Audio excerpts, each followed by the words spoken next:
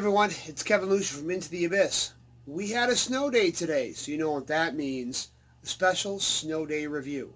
So the movie I watched today, well, it was cold outside and I was warm in my PJs. It was Dark Was the Night, starring Kevin Durand as Sheriff Patrick Shields and Lukas Haas as his deputy, Donnie Saunders. Dark Was the Night is a great film. It knows exactly what it wants to do. It's got a simple aim and it executes it well. I'm not going to say flawlessly because very few movies are flawless, but this is one of those movies that's just simple, streamlined, and executed very well.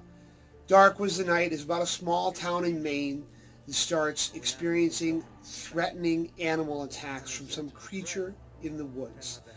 There's some brief nods to Native American lore, even myths and stories that the devil lives in the woods outside of this small town. But really, we keep focused on the nice claustrophobic atmosphere of something stalking this small isolated town. We stick to that and we get a really nice streamlined movie. Kevin Durand is playing a father who's a man who's estranged from his wife because his youngest son died in a swimming accident. That's kind of a side plot that's developed nicely. He has a very restrained role in this movie.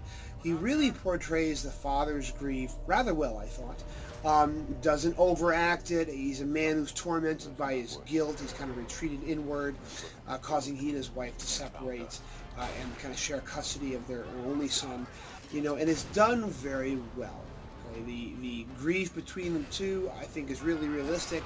And it's not overdone, you know what I mean? There's not a lot of blaming, judging each other, just two parents who are really trying to get past the untimely death of their son.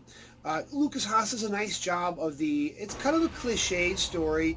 New York City cop, his partner is killed, he almost dies, so he decides to transplant himself to a small country town, only to find out it doesn't turn out to be as peaceful as he thought it was going to be. But again, it's a really nice, serviceable role, and he does a good job. This is one of those great movies, I think, that doesn't necessarily have a lot of bells and whistles. There's some good practical creature effects. There's a few CGI effects that are a little dodgy, but not terribly so. But again, this novel sticks to the plan. Threat in a small town, creature in the woods. Although, I've got to chuckle at the ending.